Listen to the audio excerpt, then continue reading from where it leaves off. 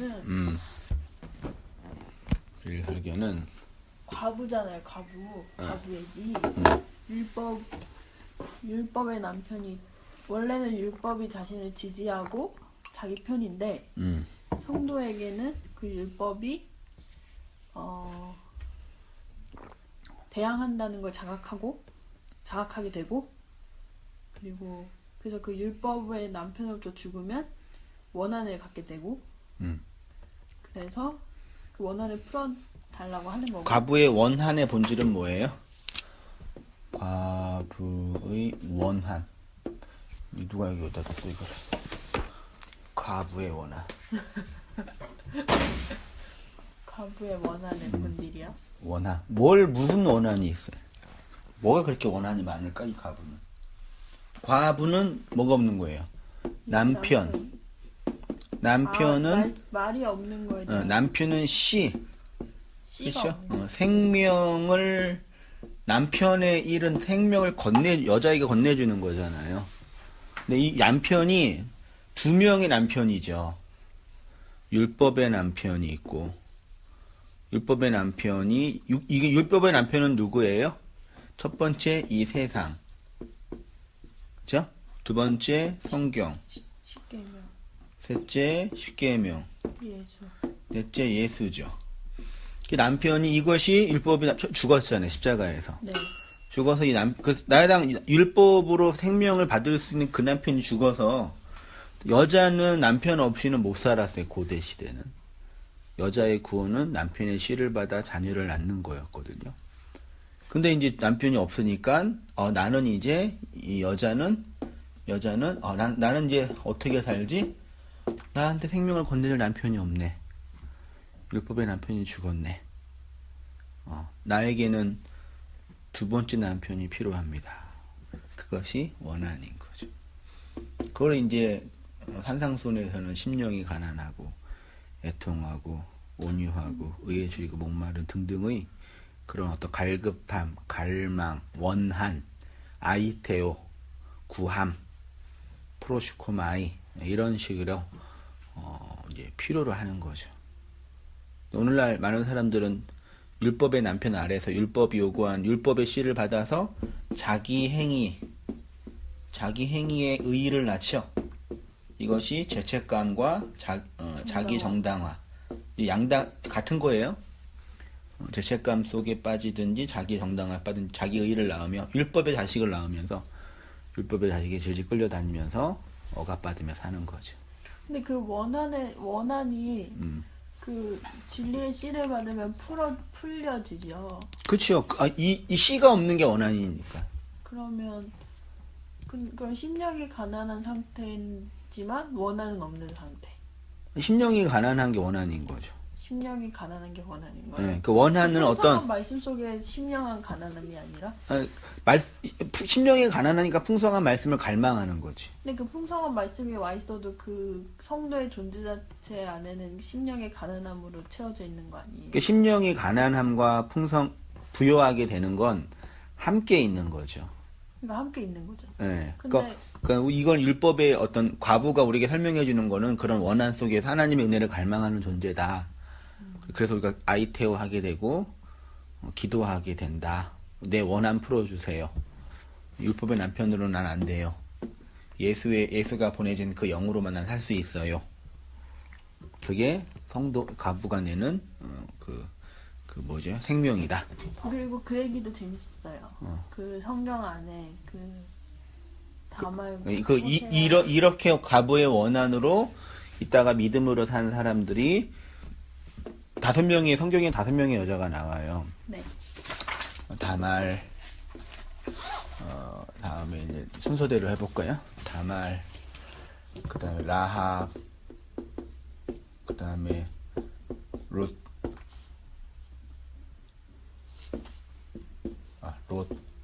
에스더는 아니에요? 에스더는 없어요. 그 다음에 바세바.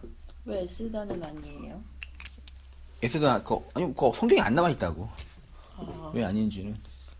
과부라고 안 나와 있어요? 네, 성경에, 그러니까 창세기, 마태복음 1장에 예수님의 족보에 5명의 여자가 나와 있거든요. 근데 이 여자들이 말하자면 그래서 두 번째 남편을 맞아서 생명을 건네받은 여자의 모습이란 얘기죠. 그래서 내가 이제 예를 든 것이 다말 이야기와 밧세바 이야기. 진짜 그 뭐지? 그 만약 선한 욕망에 쌓여 있으면 그 밧세바와 다말을 그 우리 눈에는 선한 욕망을 보면 악이 보이는 거잖아요. 그럼 이거는 내가 다말이고 밧세바일 리가 없겠군이라고 많이 생각이 되지 않나요? 그냥 성경을 언약으로 못 보는 거지. 오늘 공부하겠지만. 그런 게 재밌었어. 아, 이게 선한 욕망이 있을 때는 절대로 보여지지 않는 책이구나. 그리고 누가 알아보죠. 왜냐면 이게 창녀가 사실 선이라고 하는 그거를 우리 엄마 같은 그 선한 욕망에 있는 분들은 그 교만과 겸손 이런 그 겸손과 막 덕과 이런 걸 엄청 추구하는 사람 눈에는 전혀 안 보이는 거잖아요. 해석이 안 되는 거지. 네. 근데 그게 보이기 시작했다는 게 신기하죠. 그렇게 성경을 통해서 확인하면 되고요. 오늘은 이제 그 산상수훈 6장의 1절 이하에 있는 그 구제 기도 금식이라는 게 결국 뭘 의미하냐. 네. 요거를 이제 언어학적으로 단어적으로 한번 구제는 정리해. 푸토코스. 네. 구제는 푸토코스?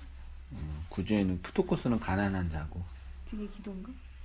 그러니까 금식은 그 하늘의 양식을 받았기 때문에 땅의 양식을 취하지 않는 거. 됐죠? 네. 그래서 온전한 하나님의 온전을 받은 성도는 기도. 이 땅에서 구제 기도 금식한다. 그 얘기했어요. 그러면 하나님이 우리에게 너는 구제하라. 하나는 그 기도하라. 금식해야 된다. 라고 하나님이 명하신 거잖아요. 그 하나님의 말씀을 받을 때 어때요? 처음엔 무겁죠. 내가 그런 적도 있어요. 막 밥 먹을 때 기도 잘 안 하거든요, 저는. 근데 어느 순간 내가 기도를 안 해서 내가 기도를 안 했기 때문에 이때 기도를 안 하면 내가 얻고자 하는 걸 못 얻게 될 수도 있겠다. 그런 마음이 있었어. 두려움. 네. 그러니까 하나님이 나한테 뭐 하라 하지 말라라는 그 명령, 행위의 법칙이라는 그 명령으로 말씀을 주실 때, 그 말씀을 받을 때 우리 안에 있는 최초의 생각은 지켜야 하는구나. 두려움, 무거운 짐 이런 거죠. 이걸 지킬 수 있는 사람은 되게 좋겠죠. 그렇죠? 자기 의의가 되겠지. 근데 하나님의 그 명령을 지킬 수 있는 사람은 아무도 없어요. 지킬 수 있다라고 스스로 자위하는 거죠. 그러니까 봐요. 성경이 하나님의 말씀이잖아. 그 말씀으로 예수가 오셨고, 이거 우리한테 규범이라 그래. 규범. 네. 행위의 규범으로 이거를 들으면 그것으로 말미암아 우리에게 무거운 짐이 되는 거예요. 근데 그렇게 살았었는데 그거 얘기해 주잖아요. 폭력적으로 들어간. 그러니까 너는 밥 먹을 때 기도를 하는 것이 하나님의 보시기에 옳은 일이다라고 막 집어넣었잖아요. 근데 그게 아니라는 걸 아니까 너무 행복한 거예요. 그치요. 그래서 그러니까 그게 이렇게 듣는데, 네. 이렇게 들으면 하나님의 말씀이, 여기 성경 보세요. 시편 19편 10절 오른쪽 1페이지 위에 한번 읽어보세요. 금 말이에요. 금 곧 많은 순금보다 더 사모할 것이며 꿀과 송이꿀보다 더 달도다. 뭐가? 금 무엇이 금이에요? 지금 금과 순금과 꿀로 비교했죠. 네. 꿀로 뭐가? 몰라요. 말씀이. 지금 시편 기자가, 시인이 하나님의 말씀, 율법이 정금이라고 꿀이에요. 하고 꿀이라고 비유하고 있는 거예요. 네. 그 하나님의 말씀이 우리에게 꿀처럼 달려면 이러면 안 되죠. 규범과 규칙과 율법으로 다가오면은 안 되죠. 네. 근데 시인은 꿀과 송이꿀보다 더 달고 금보다 더 귀하다고 표현했다는 얘기는 하나님의 말씀을 내가 지켜야 할 규범으로 보지 않고 뭘로 본 거예요? 언약. 그치, 언약으로. 나를 향하신 하나님의 약속으로. 나를 향하신 하나님의 섬김으로. 이 구도가 제일 중요해요. 요새 다 그걸로. 오늘날에는 기독교라는 종교로 복음을 이해하기 때문에 이 말씀을 내가 지키고 행해야 할 규범으로 보는 거죠. 네. 오케이. 네. 근데 이 진리를 듣고 나의 율법적 자아가 깨어지면 말씀이 언약, 나를 향한 하나님의 약속으로 하나님이 나를 위해서 이렇게 행하시겠다는 하나님의 의지로 그게 나도 모르게 심겨지는 거잖아. 그치, 나를 하나님의 뚫고 들어오는 거지. 나의 율법적 자아의 죽음, 선악감하고 나의 죽음을 동반하는 과정 속에서 경험되는 거죠. 일어나 보니까 그게 내 안에 있는 거죠. 그쵸, 눈 떠보니까 이게 무슨 일이야. 이게 내 안에 있네? 그전에 보이지 않았던 것이 내 안에. 갑자기 보이고 이게 왜 이러지? 이런. 그래서 하나님의 말씀을 꿀처럼 달게 읽으려면 말씀을 내가 지키고 행동해야 할 규범과 행위로 보지 말고 그 초월자이신 그 하나님이 나를 위해서 이런 일을 행하신다는 언약으로 봐야 된다는 얘기죠. 그 얼마나 우리에게 소중한 말씀이 되겠어요. 근데 역사 속에 거의 대부분의 사람들, 특히 성경을 가지고 있다라고 했던 사람들은 이 하나님의 말씀을 행위의 규범과 규칙과 율법으로 보고 그렇게 행하도록 요구한 거예요. 자기네들도 행위의 규칙으로, 규범으로 해석할 뿐만 아니라 다른 사람에게도 그렇게 요구하는 거예요. 예수님이 제일 싫어했던. 그게 집사님인데. 그래요? 네, 행위 구원론이에요, 그분? 아니 듣다 보니까 계속 하나님이 당신을 의롭게 하는 건 너의 의가 아니라 하나님의 의다. 그럼 맞는 말인데 그 목사님은 규범적으로 그게 내 안에 들어왔기 때문에 너는 이거를 꼭 지켜야 된다. 만약에 너가 이걸 네 의로 하는 건 죄다. 그 계속 가르쳐요.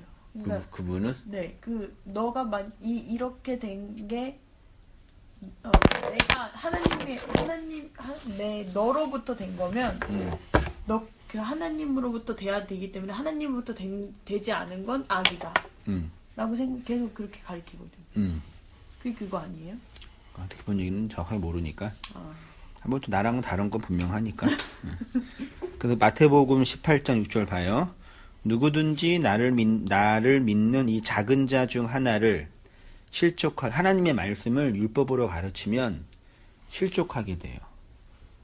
그 율법에 넘어지거든요. 차라리 연자맷돌, 목에 달려서 어디에? 깊은 바다에. 율법이라는 깊은 바다에 빠져 집어넣는 꼴이 되는 거죠. 그러므로 무엇이든지 그들이 말하는 바는 행하고 지키되 그들이 하는 행위는 본받지 말라. 그들은 말만 하고 행하지 아니하며 또 무거운 짐을 묶어 사람의 어깨에 지우되. 무거운 짐을 묶어. 하나님의 말씀을 행위의 규범으로 던지는 거예요. 그러면 난 나쁜 사람이네. 그러니까 그럼 난 게으른 사람이네. 그럼 나는 뭐네. 그 의로 되었다고 얘기할 때 그건 절대 하나님의 의가 아니라고 계속 말하거든요. 그분이? 네. 그 누구 내 의예요? 자기 의. 믿음 말씀을 지켜 살아가는 내 의? 그러니까 말씀을 지켜 생활하는 그런 사람들한테 만약 이게 너의 행위로 된 거라고 생각하면 그거는 죄다. 그 하나님의 은혜로 된 거예요. 하나님 은혜로만 된다. 그러니까 하나님 은혜로 행동을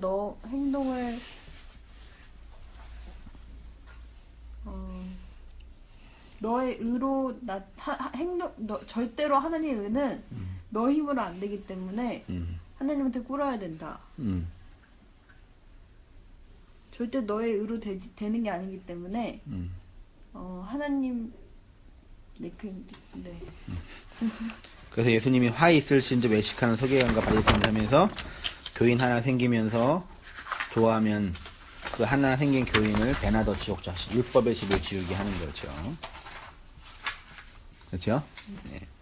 성도는 이렇게 하나님으로부터 구제와 기도와 금식을 받아 온전하게 된 거예요. 그래서 하나님의 섬김을 받은 그 구제와 기도와 금식을 그의 마음과 인생 역사 속에서 뭐 하는 거예요? 행하는 거예요. 그럼 구제라는 게 뭐냐? 이게 헬라어로 보니까 엘레, 에모, 쉬네. 요거를 한글 성경에 구제, 혹은 불쌍히 여김, 혹은 자비, 요런 뜻으로 사용이 됐고, 이 엘레무 시네가 어디에서 기원했냐면, 동의어라고 할 수 있는 단어가 엘레오스예요. 이것도 불쌍히 여기다. 한글 성경은 엘레에모 시네는 구제로 많이 번역을 했고, 엘레오스는 긍휼로 번역을 했어요. 그러니까 구제와 긍휼은 같은 거예요. 그렇죠? 이 엘레오스, 이 구제, 긍휼로 번역된 엘레오스가 구약으로 가면 헤세드로 번역이 됐어요. 헤세드는 구약 성경을 해석하는 매우 중요한 단어예요. 이게 신약으로 하면 사랑. 그래요? 인자. 근데 왜 두 개 다른 걸로 써요? 구약에도 아가페 해도 되잖아요. 아가페는 헬라어고 헤세드는 히브리어고. 구약은 다 히브리어예요? 거의 다 히브리어예요. 아람어도 몇 개 있는데. 네. 오케이. 그래서 언어학적으로 연구를 하면서 그 두 개의 단어가 같은 의미를 내고 있는 걸 증명하는 거죠. 그러면 긍휼함과 사랑이 같은 의미가 되는 거예요? 결국은 같은 거죠. 그 사랑, 우리가 말하는 그런 성경이 말하는 사랑과는 다른 거죠. 일반적으로 말하는 사랑과는, 성경이 말하는 사랑은 언약적 사랑이에요. 아까 언약. 하나님이 피조물인 우리를 향해서 뭐 약속하셨어. 내가 너를 내 백성 만들 거고, 내가 너에게 내 영을 부어 놓을 거고, 그래서 나를 섬기고 나의 백성으로 내가 세워갈 거야. 이거 언약이잖아요. 그 언약. 하나님이 행하시는 구속. 그래서 출애굽기 15장 13절도 보면 주께서 그 구속하신 백성을 은혜로, 이게 헤세드예요. 은혜로 인도하시며. 헤세드가 언약이라는 뜻도 있어요? 언약적 사랑이란 얘기죠. 네. 됐죠? 출애굽기 20장 6절에도 나를 사랑하고 내 계명을 지키는 자에게는 천대까지 뭘 베풀어요? 은혜. 하나님의 은혜를 천으로. 언약의 사랑을 베푸는 거예요? 예. 이 엘레오스가 헬라어 성경으로 동의어를 찾아보니까 스플랑크니조마이라는 단어로 번역이 됐어요. 스플랑크니조마이. 이게 불쌍히 여기다, 동정하다 뜻인데 속, 마음, 내부 뜻이에요. 그러니까 엘레오스, 스플랑크니조마인, 구제, 자비는 뭐냐면 우리의 내면의 감정과 정서에 의해서 흘러나오는 어떤 행위. 이게 이런 정의가 어떻게 나와요? 단어의 뜻을 낙심 이런 것도 다 단어의 뜻을 공부하니까. 단어의 뜻을 공부한 것과 내 안에 있었던 것도 다 설명해내는 거 아니에요? 성경, 그냥 그 글을 통해서, 단어를 통해서, 언어를 통해서 언어의 의미를 일단 객관적으로 파악하고, 그 언어는 우리 안에 있잖아요. 말은 우리 안에 있는 그 말을 이제 비교하면서 유추하거나 동일한 것들을 연결하는 거죠. 동일한 거를 연결. 우리 안에서 합리적으로 연결지을 수 있는 것들. 합리적으로 연결해질 수 있다. 네. 그 언어를 의미화하는 게 신학 작업 중에 가장 중요한 그래요? 거죠. 그러니까 율법주의자가 말하는 천국과 한생희 목사가 말하는 천국은 다르죠? 다르잖아요. 이번에도 그 신년 대토론회에서 이재명 시장이랑 전원책 변호사가 지랄지랄하고 싸우고 언성이 높였는데 그게 다른 의미를 가지고 싸우는 거예요. 그러니까 서로 이 구원이라는 걸 논쟁하는데 이 사람이 말하는 구원은 의미는 A고 내가 말하는 구원의 의미는 B야. 정의 자체가 달라. 의미가 없는 거예요. 다른 거니까. 그러니까 구원이 다 그런 의미예요. 그러니까 이런 신학자고 우리가 말씀을 연구하고 이렇게 교회를 행하고 이런 작업은 결국 뭐 하는 거냐면. 근데 그 의미화하는 것도 목사님의 방법으로 하는 사람이 있는데 그렇지 않은 사람들은 어떻게 이 시대에 보편적으로 통용되는 율법적인 언어나 학문이나 뭐 신앙의 선배들이 만들어 놓은 틀이나 혼자 할 수 있는 게 어디서 이렇게 이런 책이나 역사 속에서 보고 배운 거나 영향받는 것들 중에 그 무엇이 나에게서 나온 거죠. 근데 그 의미화할 때 내 감정과 내 상태도 다 반영하나요? 감정과 상태라기보다는 살아온 인생의 내용들을 해석하는 측면인 거죠. 내 인생에서 경험된 내용을 거기 안에다 그러니까 반영하는 거예요. 설교를 잘하는 게 목회자의 그 사역의 목표가 될 수 없는 게 옛날 인공지능이 아무리 발전해도 없어지지 않는 직업은 두 가지가 있대요. 뭐요? 목사? 네. 그러고 또 한 명은 화가. 여기서? 화가. 화가? 왜요? 화가는 왜요? 로봇 화가 그러니까 그림 그릴 수 있을 것 같은데. 근데 그렇게 그리는 게 그림은 아니라는 얘기. 그 예술적인 그 공감 형성이 아니라. 그러니까 그 화가의 인격, 역사를 해석하는 그의 존재, 그의 속 마음에서 작가적 어떤 판타지나 상상력이 그림이라는 글을 통해 작가, 화가, 작곡가, 다 뭘 만드는 사람들은 혼자 기술력도 필요해. 그래서 화성학도, 작곡가는 화성학도 배워야 되고, 음계도 배워야 되고, 기타 등등이 필요한데, 그 객관적인 기술과 함께 자기 안에서 자기가 경험한 인생의 내용들을 조합해서 만들어내는 거예요. 그건 신의 영역이거든, 사실은. 그러니까 인생의 내용을 다 조합해서 여기 나오잖아요. 그 사람의 인격, 존재, 역사에 대한 해석, 그리고 역사를 바라보는 시각, 사람들을 바라보는 시각에 흘러나오는 그것이 목사의 그 말이 되어야죠. 근데 그게 진리에 의해서 선택받은 자의 해석이어야만 실제 의미가 되는 건가요? 그거는 좀 운명론적인 표현이니까 좀 해석하기 어렵고. 왜냐면 그 내용과 조합이 지금 이 성경과 관련 없는 삶의 역사 안에 있으면 내가 그런 것을 가지고 목사의 말이 있어도 의미화 시키면 안 되지 않나요? 누가? 그러니까 이 인생의 내용을 조합하고 해석하는 그게 틀렸다는 거잖아요. 여기서 말하는 것과는 다르다. 누가? 목사님의 그 역사를 해석하는 그것과 보편 사람들이 해석하는 해석이 다르잖아요. 그럼 서로 의미화하는 것도 다를 거 아니에요. 근데 해석의 내용이 달라버리니까 의미가 달라지고 그러면 그 내용의 해석이 사실 신앙인데 그게 그렇게 하는 의미화를 하는 사람하고는 그 의미화가 다를 수밖에 없겠네요. 그렇죠. 그리고 그 의미화가 서로 옳고 그름으로 나눠지나요? 옳고 그름도 있고, 옳고 그름이라고 하면은 옳고 그름의 문제라기보다는 근데 신앙은 해석하고 조합해내는 깊고 넓음의 영역이죠. 좁고 깊고 얕고 깊음의 문제죠. 그렇겠네요. 네. 그분들은 그걸 못 보는 거니까. 네. 못 보는 건 틀린 건 아니잖아. 그래도 틀린 거잖아요. 그러니까 어떤 코끼리가 이렇게 있는데 코끼리 다리를 보고 이거 단단하니까 기둥이라 그래도 이거 자체로는 맞는 거잖아. 틀린 거 아니에요?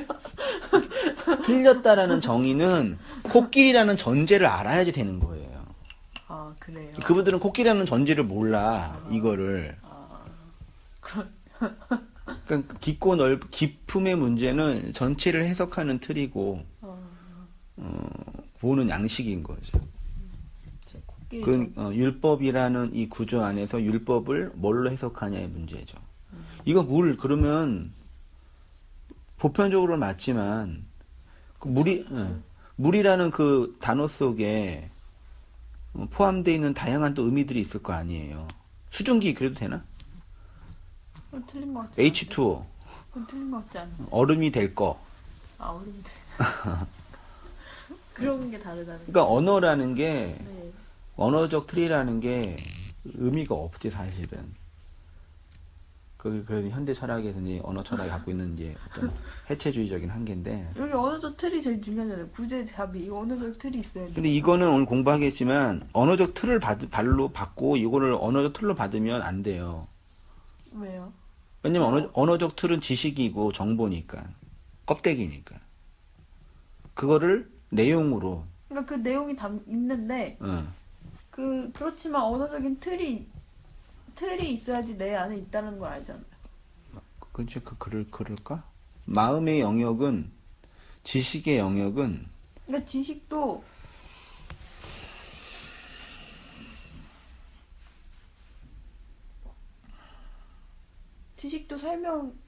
그 성경도 지식으로 설명이 되어줘야 되는 거죠.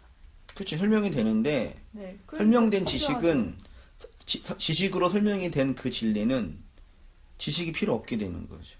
그게 마음이 되는 순간 지식이 필요 없지만, 네. 그 전에는 필요하잖아요. 그렇죠. 그 내 안에 있다는 걸 알게 되기 전까지는 필요한 거잖아요. 그쵸. 그래서 이제, 어쨌든 이제, 스플랑 크니조마이나 엘레오스는, 우리 내면 속에서 흘러나오는 그 무엇이다. 진리의 동정심 있죠? 한번 읽어주세요. 예수님이 우리들에게 너희는 구제하라는 것은 단순히 종교적 행위를 행하라는 것이 아니라 너희 속에서 마땅히 있어야 할 불쌍히 여김, 동정심이 있어야 된다는 것을 말씀하시는 것입니다. 이는 당연히 하나님이 우리에게 하나님의 것을 건네주시는 구원이란 이런 하나님의 마음속에서 흘러나온 하나님의 자비와 자애와 동정에서 비롯된 것임을 가르쳐 주시는 것입니다. 그러니까 하나님의 구제를 받으면 하나님의 구제를 받은 사람에게 있는 가장 중요한 증거는 뭐라고 할 수 있어요? 불쌍히 여김. 하나님의 그 마음인 거죠. 하나님의 구제는 하나님의 마음을 전하는 수단이고 방법인 거죠. 근데 이거 하나만 정리하고 싶은 게 있는데 불쌍히 여김이고 이게 하나님 마음이래잖아요. 근데 이게 잠깐만요.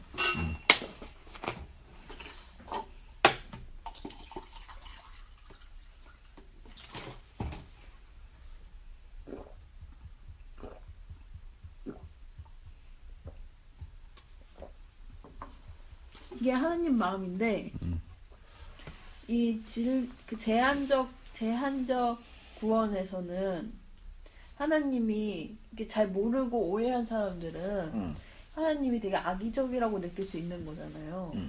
어떻게 말 잘 듣는 애는 살리고 무지한 사람을 죽이냐. 되게 이상한, 되게 이런 하나님이면 나는 싫다라고 외칠 수 있는 하나님이잖아요. 근데 여기서 그런 하나님이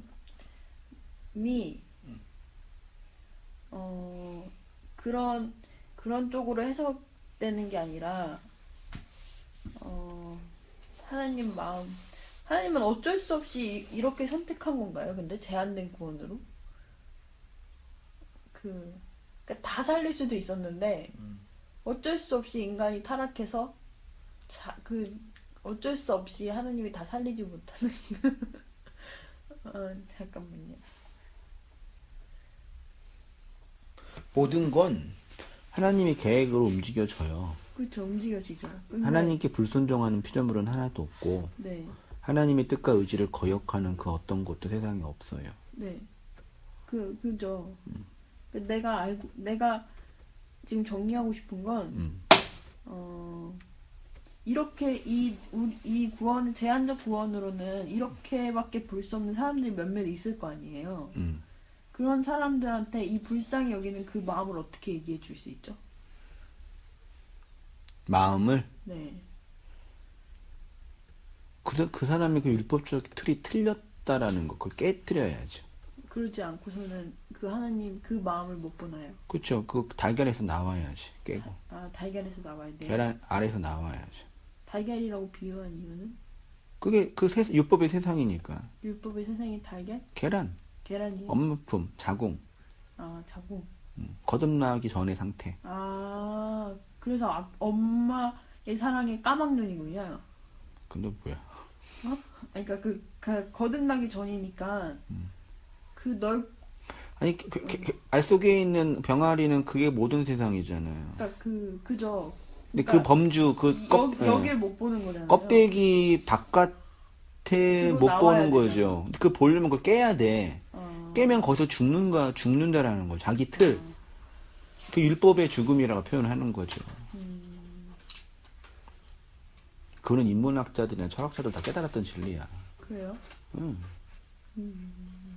그러니까 종교가 오히려 그걸 껍데기를. 내가 요새 멋진 말이 뭐였냐면요. 네. 종교가 가난하고 힘든 사람들을 네.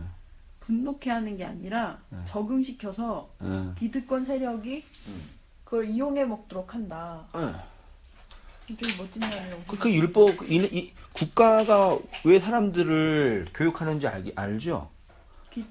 그것도 대물림이라고. 잘 훈련시켜서 노동하게 한 다음에, 노동을 하면은 거기에 대한 그 이익이 나오니까 세금으로 그걸 징수한 노동력을 만들기 위해서 하는 거예요. 되게 이상한 세상이네요. 뭐 이상한, 원래 그러는 거야. 권력이라는, 인간의 욕망이라는 건 그럴 수밖에 없어요. 그리고 요새는 그 북한한테는 메시지가 어떻게 전달하냐는 질문을 받아서 북한은 메시지가 없잖아 그러시는 거예요. 무슨 말이야? 그러니까 그 북한에는 구원받을 자가 하나도 없겠네. 왜냐면 메시지가 없으니까. 거기 있어요 메시지. 있어요. 그래도 겉으로 봤을 땐 별로 없을 거 아니에요. 그렇죠. 근데 지하에서 속에서 말씀 듣는 사람이 있대. 있대요. 있겠죠. 근데 우리나라도 거의 마찬가지 아닌가. 그쪽은 메시지가 없고 우리나라는 길막음들 아닌가요? 그렇죠. 껍데기만 있으니까. 누가 구제할 수 있냐? 지식으로 진리에 이르러 하나님의 마음이 된 자. 지식으로 뭘 얻어요? 진리에 이르러. 지식은 진리에 이르는 과정이고 수단이에요. 지식이 없으면 진리에 이르지 못해요. 진리에 이르면 지식은 뭐예요? 깨져서 없어지겠죠. 강을 건널 때는 배가 반드시 필요하죠. 그렇죠? 물 속에서는 배가 반드시 필요해요. 무트로 들어가는 배는 빠이빠이. 배를 머리에 들고 무스로 걸어가는 인간은 바보 멍청이잖아. 그러네. 그 배는 버리는 거죠. 근데 안 버리려고 그래. 자, 이고 가려고. 지식으로 구원받은 건 맞지만 진리에 이르면 그건 버려야지. 그 지식은 깨트려지는 거예요. 그래서 우리가 잊어버리는 건 진리예요. 배운 지식은 잊어버려요. 기억에 오래 남을 수도 있잖아요. 기억에 남는 영역이 아니라 그게 마음이 돼야 된다. 그 마음이 되니까 기억에 오래 남겠죠. 그게 내 말이 되니까. 그러니까 이제 정신 분석은 내과학적으로 볼 때는 정보가 기억에 남아서 핵심 기억 장치에 들어가면 그게 나를 움직이는 마음이 되거든. 그런 의미에서의 기억이지. 오케이. 그러니까 한 사람의 인격과 성품을 아무튼 뭐 더 들어가면 복잡하고. 이게 뭔데요? 한 사람의 인격과 성품을 움직이는 건 그 사람의 핵심 기억 장치예요. 과거의 역사의 경험, 부모께 받은 거, 타자와 이웃과의 관계, 그 속에서 뭘 기억을 해내. 근데 그 기억이 나를 공격하는 학대, 뭐 고통, 그것부터 나를 지키기 위한 트라우마, 혹은 뭐라 그러지? 심리적으로 봐요. 아주 고통스러운 트라우마를 경험했어. 우리 트라우마는 잊고 싶은데 잊기를 싫은 거, 잊지 못하는 거잖아. 근데 인간의 본성은 자기 생존을 위해서 과거를 잊는데 그걸 못 잊는 거야. 오히려 그것이 나를 지켜주기 때문에. 왜지? 그럼 왜 지켜줄까? 희연을 보면 왜 그 초등학교 그 기억이 희연이 살릴까? 그게 자기를 이 율법의 틀에서 지켜준다고 생각하기 때문에. 그게 네. 희한한데 구조. 그러니까 두려우면서도 미우면서도 움켜쥐고 있는 거죠. 그 정신질환 환자의 특징 중에 하나가 그거죠. 잊어버리면 되잖아. 망각하면 돼. 단순하죠. 진짜 망각의 어떤 약을 줬면 정신병이 나올 수 있지 않나? 그러니까 망각병 그거 어디 개발? 그러니까 그 잊어버릴 걸 잊어버리고 그래서 그 잊어버린 내용을 근거로 되게 아기 때는 그 다 잊어버리잖아요. 그 기술을 어떻게 빼오는 근데 게 무의식 속에 내재돼 있죠, 그게. 그래도 적어도 머릿속에서는 생각을 안 할 것 같아요. 근데 무의식이 있으니까 그게 문제지. 깊은 속에서 흘러나오는 거죠. 그 이제 그 정신 분석이나 심리학의 문제고요. 그럼 누가 가난한 자들을 위해서 구제할 수 있냐? 하나님의 구제를 받은 사람. 하나님의 마음이 있는 사람. 말씀으로 양식을 담은 사람. 말씀 안에 하나님의 마음이 있기 때문에. 됐죠? 그래서 진리는 지식이라는 객관적인 내용으로 흘러 들어오는 것이지만 그 지식은 우리를 진리에 이르게 하지 못하고 구원에 이르게 하지 못합니다. 우리를 진리에 이르게 하는 것은 지식을 통해서 하나님의 마음을 담을 때. 근데 지식으로 이걸 하려고 하는 사람들이 많나요? 지식으로만 내가 지식을 갖고 있으면 된다. 그 지식이 재료가 돼서 하나님의 마음이 되는 거죠. 내가 그러니까 하나님의 마음을 담는 차원이 아니라, 그러니까 내가 하나님 마음이 된 거예요. 그 지식으로 구원받을 수 있다. 지식의 재료로 내가 구원받을 수 있다라고 하는 사람이 있는 거네요. 그렇죠. 그러면 이제 자유와 안식이 되는 거지. 그래서 모든 지식, 진리에 이르게 된 지식은 잊어버리고 마음이라는 핵심 기억 장치로 내 안에 들어와서 더 이상 그런 게 필요 없겠네요. 하나님의 이적적인 만남. 필요 없죠. 하나님 마음이 내 마음이 됐는데. 그렇죠. 그냥 같이 영원히 있는 거예요. 됐죠? 밑에 하나님의 구제를 받은 자에게는 하나님의 뭐가 있어요? 마음이 있고, 구제는 하나님의 내용, 하나님의 속을 담는 것이기 때문이고, 그래서 구원에서 제외된 자들은 뭐가 없어요? 하나님의 속이 비어 있어요. 껍데기만 있는. 그래서 인생을 다 살고 나면 반드시 뭐가 밀려와요? 공허, 허무, 무의미, 텅 비어 있음이 밀려와요. 하나님의 그 마음을 내용으로 마음속에 담지 못한 사람의 결과죠. 속이 없는 거예요. 껍데기만 있는 거예요. 나는 껍데기만 살았구나를 알게 되죠. 근데 자기가 언어로는 껍데기다라고 말을 하는데 실제 내가 껍데기라고 생각하진 않는 거예요. 그렇죠. 그래서 결국 그 껍데기만 계속 이렇게 추구하다가 속은 텅 비어 있는.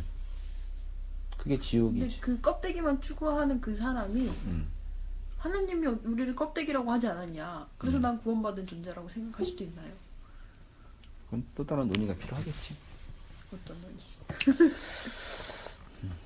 그렇게 되면 구원받을 수 있냐라는 부분은 우리의 문제가 아니죠. 그 사람이 주장하는 건데. 그걸 틀렸다 맞았다 할 수가 있나? 그러니까 그런 식으로 성경의 문자를 이용하는 게 좀 이상한, 좀 비참한. 그러니까 그거는 내 기분 나쁘다 그러면 되지. 나는 그거 틀렸다고 생각합니다. 그러면 되지. 틀렸다고 증명하거나 객관적으로 데이터를 제공할 필요는 없는 거지. 그런 건 생각 안 해봤는데. 그래서 성경에 이런 사람이 있어요. 사도행전 1장 16절 밑에 봐요.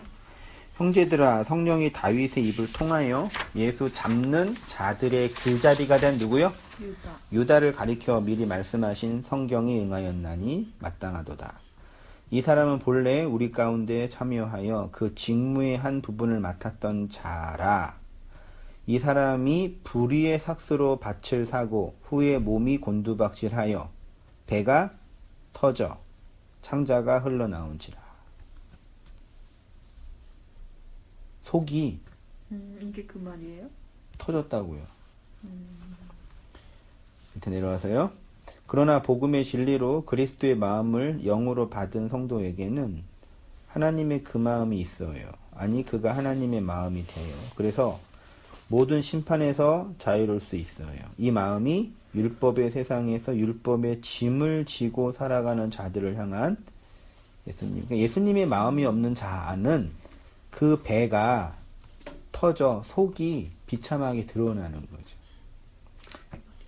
네? 그러게 말이에요.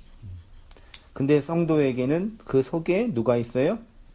그리스도의 심장, 그리스도의 마음. 요한복음 7장 38절에 나를 믿는 자는 그 성경의 이름과 같이 그 배에서 뭐 흘러나와요? 보여요? 맨 아래. 에서 두 번째 단락. 요한복음 아까 요단은 배가 터져 창자가 흘러나왔지. 네. 근데 예수 믿는 자는 그 배에서 생수가 흘러나옵니다. 하나님의 마음이 생명으로 담은 자는 생수. 배, 이게 배 속이거든. 그들의 신은 배회할 때 속. 인간의 모든 욕망의 근원. 그걸 배라 그래요. 거기에서 하나님의 생명이 흘러나오는 거. 근데 그렇지 않은 사람은 그 배가 비참하게 터져서 속이 흘러나오는 거죠. 율법주의에 상상도 못했어요. 그러니까 하나님이 되게 우리를 확장시켜주고 행복하게 해주는 신으로 알았는데 하나님은 그거에 관심이 없고 이 율법 세상에서 율법의 짐을 지고 살아가는 자들한테 이 자유 이런 것을 이 언약 이런 그 선악과 욕망 속에서 살지 않게 하고 자유와 안식 속에서 다른 차원의 삶을 살게 해줄 줄은 몰랐거든요. 그렇죠. 그러니까 일반적으로 예를 들면 한 남자가 한 여자를 너무 사랑하면 화장품도 사주고 예쁜 옷도 사주고 가방도 사주고 또 뭐라 그럴까요? 성형수술도 해주고 맞아. 그 여자를 예쁘게 치장해주고 해주는 걸 사랑이라고 생각하잖아요. 근데 성경이 말하는 사랑은 그녀에게 남자의 씨를 건네주는 걸 건네주어 그 닮은 자녀를 낳게 하는 게 사랑인 거예요. 여자가 아이를 많이 낳으면 많이 낳을수록 여자의 생명력은 어떻게 돼요? 약해져요. 생명력이 약해져요. 그래서 머리도 빠지고 이빨도 썩음썩음해지고. 생명력 약해지고 있는 거예요. 그러니까 여자가 아이가 나오잖아. 아이는 엄마의 모든 에너지 뼈에 다 끌어당겨서 생명이 되는 거야. 이 목회 사역도 그렇게 하고 있는 거 아니세요? 그런 거죠. 말씀도 그렇고. 그러니까 하나님이 우리가 하나님께 바라는 건 명품 가방 좀 사주고 좋은 차 좀 사주고 성형수술도 시켜주고 화장품도 고급 그런 거 발라서 나를 예쁘게 치장하게 해주세요. 이게 율법주의거든요. 근데 진리는 하나님은 그거에 관심이 없고 하나님의 그 생명을 건네주는 거에만 관심이 있다니까. 봐요. 아이를 안 낳고 예쁘게 화장하고 수술해서 예쁘게 있는 그 자매가 멋있어 보여요? 아이 한 10명 낳아가지고 월급 푸시지 해가지고 아이에 매여가지고 아이를 출산하는 여자가 멋있어 보여요. 여기가 멋있어. 그렇죠. 이게 율법의 세상이라니까. 근데 성경이 말하는 아름다움은 이거예요.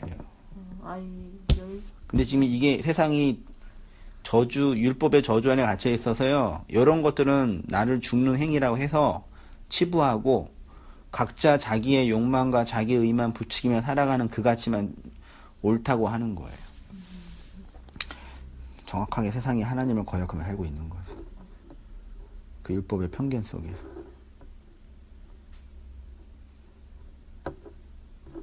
근데 그런 거 다 돈도 필요 없고 아무것도 필요 없다. 치장해줄 필요 없다. 근데 도덕적으로는 치장해주길 원하는 사람들이 그게 그거라고요. 그게 그거예요. 화장품 바르는 거라고. 성형수술. 그건 또 도덕적으로 하나님한테 거룩한 거기 때문에 더 더 치장 그거는 더 그게 자기를 선이- 치장해 주는 거라고. 율법, 이게 행위라는 윤리라는 도덕으로 하나님은 그 생명을 주는 거라고요. 속을 하나님의 생명을 담은 그 여자로 만드는 거라고. 네. 그래서 이렇게 하나님의 구제를 받은 성도는 그 안에 진리의 말씀으로 말미암는 양식이 있기 때문에 그리스도의 심장으로 궁핍한 형제를 구제할 수 있다. 누가복음 12장 33절. 너의 소유를 팔아 구제하여 낡아지지 아니하는 뭘 만들어? 주머니, 양식 주머니를 만들라. 3페이지 요한일서 3장 17절. 누가 이 세상의 재물을 가지고 형제의 궁핍함을 보고도 도와줄 마음을 막으면, 그렇죠? 이 세상에 돈 가지고 구제연금 하라는 얘기가 아니라 율법이라는 이 세상의 재물을 내용으로 양식을 담아서 그 양식으로 건네주지 않으면 되겠냐 그 뜻이죠. 그게 구제. 그래서 교회의 성도가 그 하나님의 마음을 담아서 그 율법의 세상의 덧없음, 율법으로는 자기 의를 세울 수 없다라는 것에 대한 인정. 근데 이거 율법이 네. 그 정확하게 세상, 십계명, 성경, 예수 이걸 꼭 알아야 될 것 같아요. 그렇죠. 그 전제가 있어야죠. 그러지 않고는 다 못 알아듣지 않을 것 같아요. 그렇죠. 저 화장실 갔다 와도 돼요. 갔다 금방 와야죠.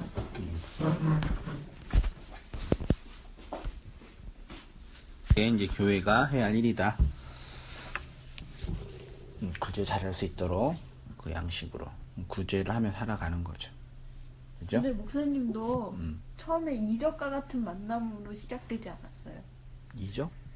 표현은 그렇게 하는데 약간 정말 초월적인 만남을 느끼는 그런 거. 그렇죠. 그런 어떤 감정적이고 종교적인 경험들이 있었죠. 그것이 뭔지를 성경을 통해서 해석해야지. 그러니까 그거 사실은 하나님은 그걸 주는 게 아니라 그걸 통해서 이 말을 주는 거잖아요. 그 이적과 같은 마음 때문에 저도 많은 실수를 하고 살았던 건데 그 이적과 같은 만남 때문에 내가 뭔가 확장되는 그걸로 이렇게 사람을 설득하려고 하고 그런 것들이 있었단 말이에요. 근데 그게 다 없어져서 그 거짓말을 하진 않는데 그거 있는 사람들이 꽤 많지 않나요? 거의 다 아닌가요? 거의 다죠. 다 그걸로 신앙하고 있지 않나요? 그렇죠. 그게 악인 줄도 모르고. 그죠? 그 다음에 이제 구제는 그거고요. 기도는 프로슈코마이. 옛날 얘기했었으니까, 그거는 네. 비유설교 참고하고, 네. 그 다음에 이제 금식. 네. 한번 읽어주세요. 이렇게 하나님의 온전으로 구제하고 기도하게 되면 또한 금식하게 됩니다. 율법 종교로서 모든 보편 종교는 다분히 금욕적인 종교 행위가 있습니다. 금주, 금연, 금식, 독심 폐거, 침중, 수양 등의 방법으로 금욕을 합니다. 기독교의 수도생활, 프리터니즘, 경건주의. 네, 여보세요. 뜨겁다고 그러잖아요, 공중파에서. 진짜 왜 말 생각을 못할까? 아빠가 사퇴한. 컨티뉴. 네. 아무튼 이제 모든 종교는요, 율법 종교예요. 오케이? 그러면 왜 금식을 왜 하냐? 내려와서요. 고대 종교의 금식은 일정한 기간 동안 음식물 섭취를 삼가하는 금식 기간이 있었어요. 고대 세계 이방 종교에서 금식하는 이유는 뭐 때문에? 귀신들에 대한 두려움과 공포 때문에. 보여요? 여기죠? 왜 금식하냐? 금식하면 귀신과의 싸움에서 이길 수 있기 때문에. 그래요? 고대 종교. 네. 예수님도 40일 금식하고 사탄이랑 싸웠잖아. 그걸 그렇게 해석하면 그 사탄이랑 싸운 게 아니라 그 그냥 할 거 없으니까. 할 거 없으니까? 내가? 아무튼 이렇게 부정적으로는 귀신에 대한 두려움이고요. 긍정적으로는 신과 왜 40일 동안 금식했어요, 예수님은? 왜 나한테 물어봐 그거를? 몰라요. 신과 만나거나 교제를 준비한 효과적인 방법이기 때문에 금식했대요. 그렇게 함으로써 신의 영향을 올바르게 받아들일 수가 간디도 있고. 그렇게 이런 이유에서 했나? 누구요? 간디. 그러니까 모든 종교 안에 은혜의 방편과 종교 행위로 금식이 있어요. 금식이 다 있었단 말이에요. 심지어 우리나라 무당 종교에도. 그래요. 네. 근데 문제는 어디에도 그게 금식이 있어요. 우리 신비 종교. 4페이지로 가요. 성경에도 이번에 거 되게 많네요. 4페이지야. 성경에도 금식이 있어요. 네. 그렇죠? 네. 성경에 모세도 금식했고 엘리야도 금식했고 다니엘도 금식했고 다 금식했으니까 우리도 금식하자 이렇게 얘기한단 말이에요. 근데 그들의 금식은 정말로 그 땅의 것을 안 먹었다는 얘기를 그런. 일단 금식은 밥을 안 먹는 게 금식이에요.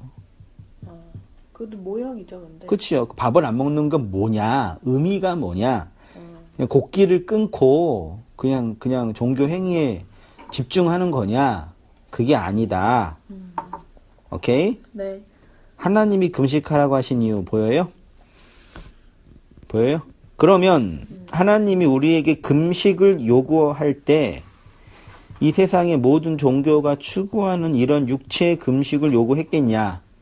그건 아니다. 그 내용. 이건 들으면 내가 정말 무식했구나 이런 생각이 들겠죠? 그게죠. 들어야 되는데. 그 내용을 알라고. 우린 너무 성경을 그냥 고지고대로 들었구나. 그러니까 행위의 규칙과 문자적으로. 이런 넓은 고지고대로 계속 이렇게 세뇌당하니까 이 정도 생각도 못하는 거잖아요. 세상의 모든 종교는 그것을 자신들의 육체 행위로 행하여 스스로를 의롭다 하는데 하나님은 그렇게 하는 건 아니죠. 그것을 깨달았던 구약의 한 인물이 있는데 그게 이제 이사야와 예레미야 선지자예요. 이사야 58장 3절 보여요? 네. 우리가 금식하되 어찌하여 주께서 보지 아니하시오며 우리가 마음을 괴롭게 하여 어찌하여 주께서 알아주지 아니. 열심히 금식하는데 왜 우리 안 알아봐 주냐고 이스라엘 백성이 탄핵하는 거예요. 너희가 금식하는 날에 오락을 구하며 온갖 일을 시키는도다. 보라, 너희가 금식하면서 논쟁하며 다투며 악한 주먹으로 치는도다. 너희가 오늘 금식하는 것은 너희의 목소리를 상달하게 하려 하는 것이요. 뭐예요, 상달? 들려지다, 도착하다. 도착? 목소리가 가다. 이것이 어찌 내게 기뻐하는 금식이 되겠으며 이것이 어찌 사람이 자기의 마음을 괴롭게 하는 날이 되겠느냐. 그의 머리를 갈대 같이 숙이고 굵은 배와 재를 피우는 것을 어찌 금식이라 하겠으며 여호와께 연락될 날이라 하겠느냐. 6절 제일 중요해. 내가 기뻐하는 금식은 하나님이 이제 기뻐하는 금식에 대해 얘기해요. 뭐예요? 흉악의 결박을 풀어주며 1. 2. 멍에의 줄을 끌어주며 3. 압제당하는 자를 자유하게 하며 4. 모든 멍에를 꺾는 것이 아니겠느냐. 기도가 아니라 금식이요? 네, 내가 기뻐하는 금식이래잖아요. 금식이 이런 걸 해줘요? 금식이 이거래요. 내가 하늘의 음식이 풍성하면 이렇게 돼요? 줄인 자에게 양식을 나누어주며 6. 유리하는 빈민들을 집에 들이며 6. 7. 헐벗은 자를 입히며 7. 8. 고륙을 피하여 스스로 숨기지 아니하며. 이게 금식할 줄 아는 사람은 이렇게 된다는 거예요? 그러니까 성경 이사야가 깨달은 금식의 진의는 이웃들에게 타자에게 진리로 자유롭게 하는 거예요. 그들을 얽매이게 하는 율법의 짐으로부터 그들을 결박하고 있는 흉악의 결박으로부터 무거운 짐으로부터 배고픔으로부터 그들을 자유롭게 하는 걸 금식이라고 하는 거예요.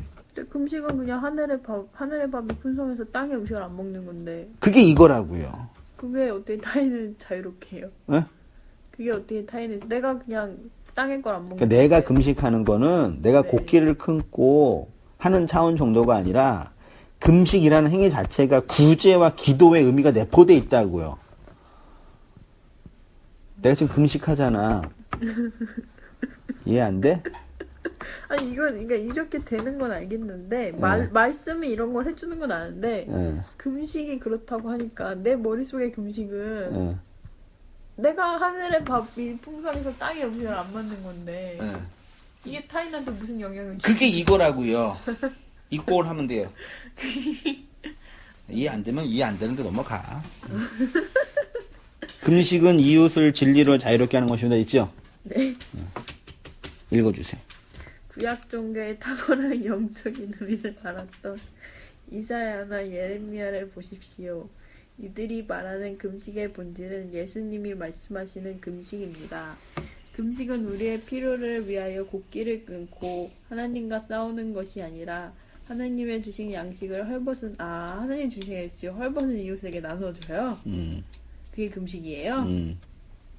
이웃들에게 하늘의 양식, 진리의 은혜를 풍족히 건네주어서 이 땅의 양식에 대하여 금식하게 나만 안 먹는 게 아니라 남들한테도 풍성하게 건네주는 거군요.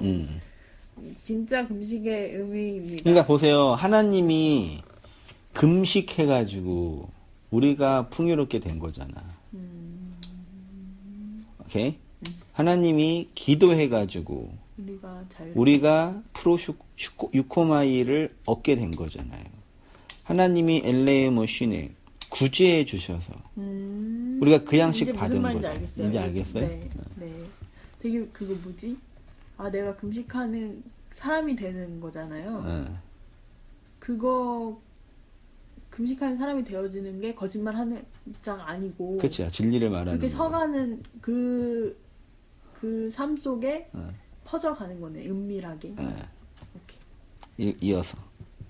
금식하게 만드는 것이 진짜 금식의 의미입니다. 그런데 하나님의 말씀을 겉으로 드러난 껍데기로 본 율법주의자들은 그것을 그냥 율법의 행위로 살지 않는 것만으로도 사람한테 구제를 해주는 거니. 율법의 행위로 살지 않을 수가 없지요. 다 율법인데. 껍데기로 본 율법주의자들은 그들은 율법의 행위로 열심히 지키려고 했습니다. 그렇게 하면 율법에 의해서 유다처럼 배가 터져 죽는 꼴이 되는 것입니다. 말씀이 담긴다는 것은 하나님의 마음이 내 마음이 된다. 이 땅에 하나님의 그 마음을 알고 있는 사람이 없잖아요. 그게 그러게요. 절망인 거잖아요. 그러게요. 근데 누군가는 하나님의 구제와 하나님의 기도와 하나님의 금식으로 하나님의 그 마음이 된 자가 있단 말이에요. 그들을 통해서 하나님의 그 마음이 율법의 세상에서 흘러 가는 거죠. 놀라운 일을 하고 있는 거예요. 그러게요. 그러니까 선생님 목사가 한 사람이 있든 10사람이 있든 2사람이 있든 이 말씀을 전하는 거예요. 세상의 법칙으로는 한 사람이랑 성경 공부하는 게 효과적이야, 10사람이랑 하는 게 효과적이야, 100사람이랑 하는 게 효과적이야. 근데 100사람 그 한 명한테 할 때 더 뭔가가 나오는. 근데 진리적인 측면에서는 한 사람이 100이고 한 사람이 1000명이에요. 근데 그 2-3명 어차피 성도도 여러 명을 통해서 그러니까 한두 명 같이 해서는 열리지 않나 문이 잘? 무슨 말이야? 그러니까 성도 한 명이 우주잖아요.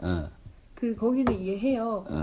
근데 내 말은 성도를 깨닫게 할 때 굳이 한 명한테 해야 그게 그런 건 아니죠. 네. 그 10명 할 수도 있고 100명 할 수도 있고 1000명 할 수도 있는 거지. 할 수 있는 거죠. 그렇죠. 근데 대부분의 사람들은 한 명 하는 거는 A, 1000명 하는 거는 와. 이 편견에 갇혀 있죠. 비효율적이다. 그러니까 그거 묻고 싶었어요. 교회는 비효율적으로 해야 된다. 이게 그 말이에요? 그렇죠. 또 딴 비효율은 없어요? 그냥 그 비효율. 그냥 한 사람이 1000명이고 1000명이 한 사람이고 그게 그거고 이게 저거란 얘기죠. 네. 됐죠? 네. 다 했나요? 그래서 하나님의 자비를 받고 그 하나님의 마음을 알죠. 이신전심이라고 하고요. 율법의 내용 안에 담겨져 있는 하나님의 속마음을 껍데기로 알면 더 이상 율법은 우리를 무겁게 하는 올무나 짐이 되지 않죠. 자유하게 하고 안식하게 하는 양식, 하나님의 그 마음 된다는 것. 하나님이 우리를 진리로 섬겨주고 계시죠. 그 섬김을 받은 우리가 이 땅에 해야 할 일은 뭐예요? 그 마음으로 하나님의 그 마음이 있잖아. 그 마음으로 사는 거예요. 사는 게 뭐냐? 그 마음을 나누는 거예요. 세상에서 가장 행복한 사람은 누구예요? 내 마음과 통하는 사람과 나누며 살아가는 사람입니다. 제일 행복한 사람은 나의 이 마음을 누군가가 이해할 수 있다. 그게 행복해요. 인생 행복론. 이것도 목사님의 정인가요? 그렇지. 나중에 책 하나 쓸게. 네, 이거 써요. 이건 하나- 팔리겠다. 책 하나 써서 인지들 받아서 좀 나도 먹고 살아야지. 맞아. 농담이야. 그러니까 행복의 관점에서 보면 우리는 자꾸 뭘 소유하고 뭘 얻고 뭐 대고 이런 거잖아. 내가 하나님 주신 그 마음을 나누고 흘리고 있는 그 관계에 있는 사람이 행복한 거예요. 그러니까 관계가 없는 사람처럼 불행한 사람이 없어요. 이현이. 뭐 한타는 얘가 아니라 그러니까 정신질환은 더 이상 나랑 소통하고 나눌 수 있는 대상이 없는 거예요. 맞죠. 개웃죠. 그래서 더 아픈 거예요. 그래서 의도적으로 돈을 지불해서 내 마음을 들어주게 하는 거. 아무도 안 들어주지. 그게 내가 해야 될 일인데 지금 보고 돈 뜯어서 그렇게 해야 되는데 그렇게 안 되고 이제 의료 서비스라는 영업으로 해버리니까 장단점이 다 있죠. 의료 서비스가 의료의 질은 올라가는데 정신적인 부분은 이제 의료 서비스는 안 되니까. 근데 교회도 서비스를 자꾸 하려고 그러니까 종교 서비스 하니까 자꾸 이제 돈으로 보지. 자본주의가 그렇게 만들었나 봐. 교회가 없어 그러니까 내가 볼 때는 목사도 없고 성도도 없고 다 그 자본주의 안에서 먹고 먹히며 받고 주고 이 관계 안에서 살아가는 짐승들이지. 성경에도 그렇게 나와 있고. 이상 없는 짐승이라고 그러죠. 그런 세상에 누군가는 하나님의 마음을 담고 그 마음으로 살아간다. 그러니까 그동에 내 이 마음과 통할 수 있는 누군가 있는 것 자체가 얼마나 큰 행복이에요. 그래서 그게 힘이 돼요. 그렇죠. 그 성격보다 나를 위해서 하는 거예요. 성도를 위해서 하는 건 둘째 문제고. 근데 온당교회는 다 근데 자기 생각보다 목사님 말을 많이 들으려고 하나요? 권위가. 그렇죠. 1차적으로는 한석희 목사의 설교나 그 신학 사상에 반하면은 있을 수가 없나? 뭐 있기가 힘들지. 고역이지. 고통이지. 최소한 동의하거나 따라가거나 함께 할 수 있는 사람들만 있을 수 있는 거죠. 근데 대부분의 사람들은 교회 가면 그 목사의 말도 듣지만 자기 말을 하려고 막 하잖아요. 그렇죠. 여긴 딱 틀이 정해져 있으니까 그 한 말만 하게끔 제한되어 있나요? 그 자유로 암묵적으로. 암묵적으로